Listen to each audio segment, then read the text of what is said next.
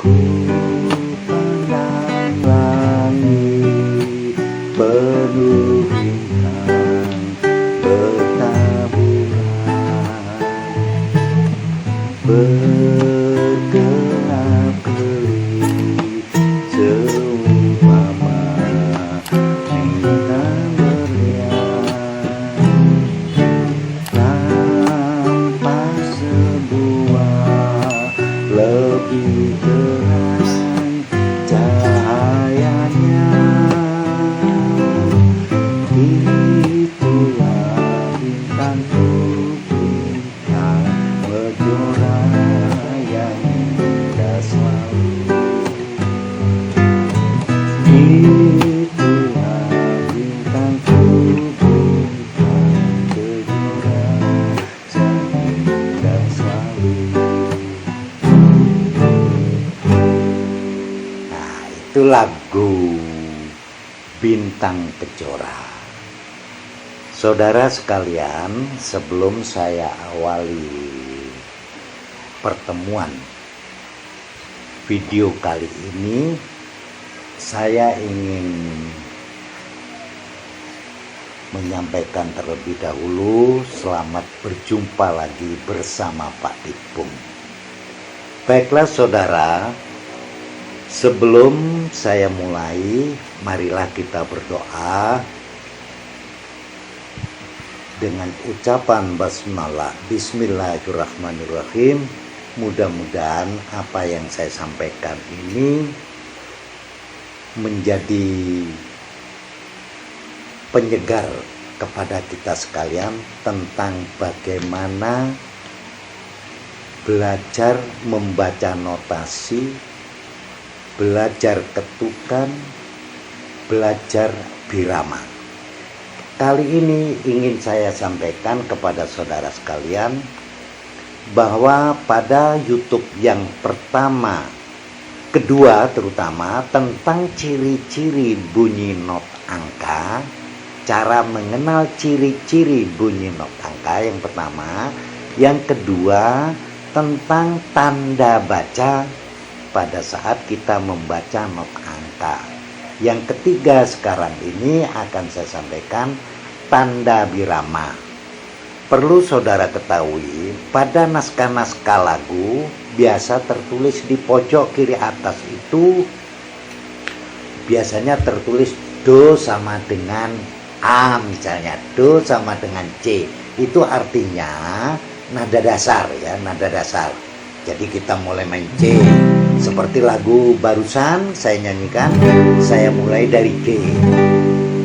Nah, kemudian yang di bawahnya lagi bilangan pecahan itu 4/4. Itu artinya 4/4 ini itu tanda birama. Apa maksudnya? Sebentar lagi akan saya jelaskan. Dan bagaimana fungsi tanda birama itu? Ada 4/4, ada 3/4, ada 2/4, dan seterusnya. Apa itu maksudnya?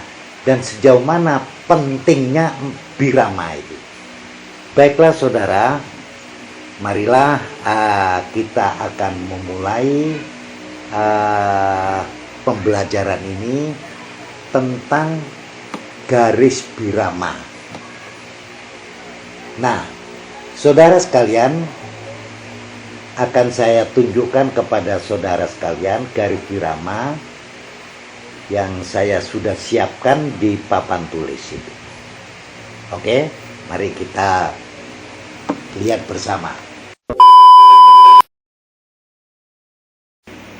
Saudara sekalian, mari kita cermati bersama lagu Bintang Kejora. Di sini tertulis Bintang Kejora. Ini judul lagu. Kemudian biasanya di pojok kanan atas ini nama pencipta lagu. Mohon maaf saya lupa, tidak membubuhkan atau memang lupa siapa penciptanya ini, makanya saya kosongin. Kemudian di sini tertulis do sama dengan G, itu artinya Anda menyanyi start dimulai do dari G. Nanti ini tidak usah dipikir. Kemudian 4/4 bilangan pecahan ini tanda birama. Apa maksudnya tanda birama ini? Nah, mari kita perhatikan dari kotak ke kotak ini. Nah, ini namanya ruas birama. Ruas birama, ruas birama, ruas birama. Lagu ini terdiri dari 4 baris. 4 baris, tiap baris berisi 4 birama, 4 ruas birama. Nah, setiap ruas birama dibatasi dengan garis tegak lurus ini. Nah, pertanyaannya sekarang, apa gunanya garis ini?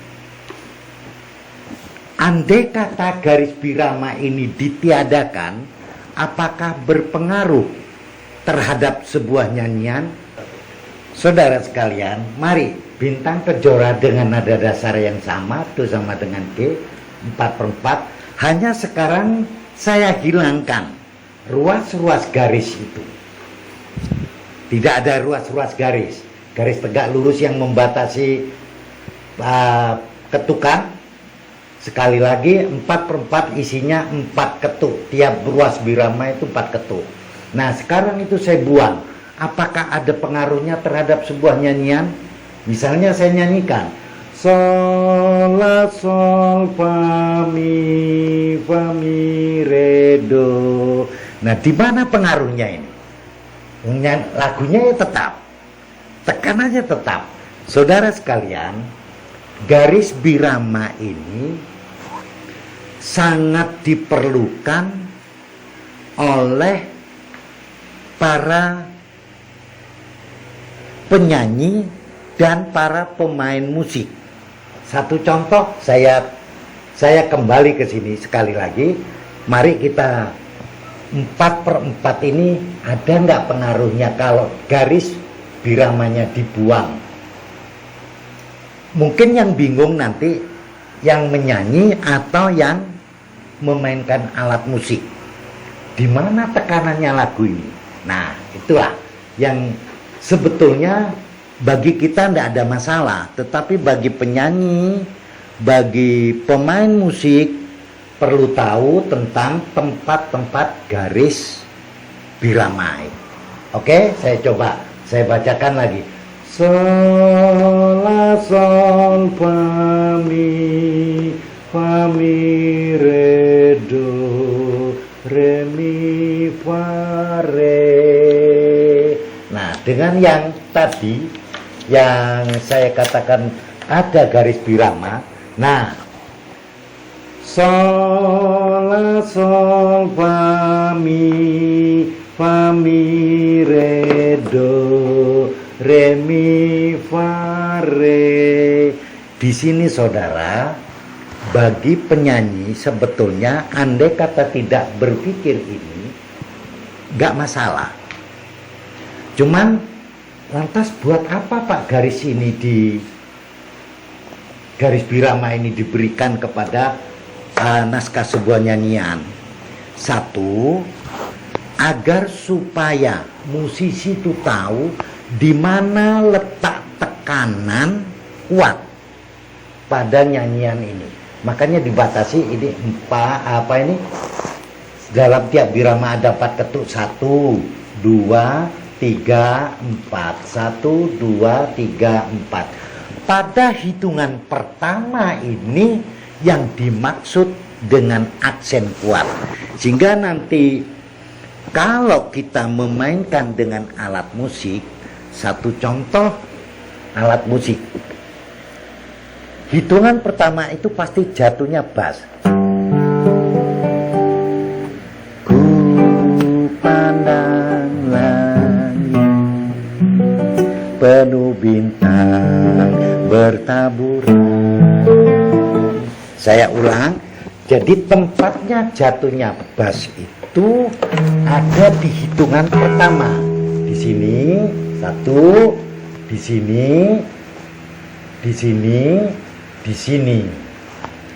Nah, itulah tempat tekanan. Ku pandang langit penuh bintang bertaburan. Itu bagi pemain musik tempatnya bass.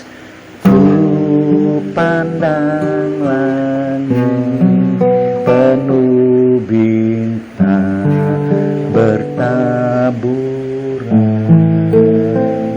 Gitu. Kalau bagi konduktor,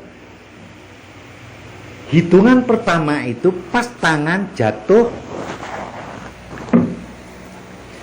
ke bawah. 1, 2, 3, 4. 1. Ini masuknya lagu. Ku pandang langit penuh bintang bertaburan. Begitu saudara. Jadi garis birama ini hanya ingin menjelaskan kepada pemusik, penyanyi atau konduktor tempat-tempat tekanan ini. Tempat tekanan. Tidak boleh lagu ini kemudian diberi lagu ini kemudian Pak gimana kalau meletakkan garis birama asal aja, yang penting 4. Misalnya kita mulai dari sini, tuh 2, 3, 4. Ya kalau umpama diletakkan di sini boleh nggak? 1, terus di sini, tuh 2, 3, 4. Di sini, atau di sini. Saudara sekalian, silakan kalau Anda meletakkan di tempat-tempat itu, tetapi ini nanti akan tidak sesuai dengan tekanan yang ada. Misalnya sol, la, sol, fa, mi. Nah itu tekanannya nanti yang beda. Jadi kalau meletakkan sembarangan, kalau bukan tempat tekanan aksen kuat, lagu ini akan diiringi dengan permainan yang ruwet nanti.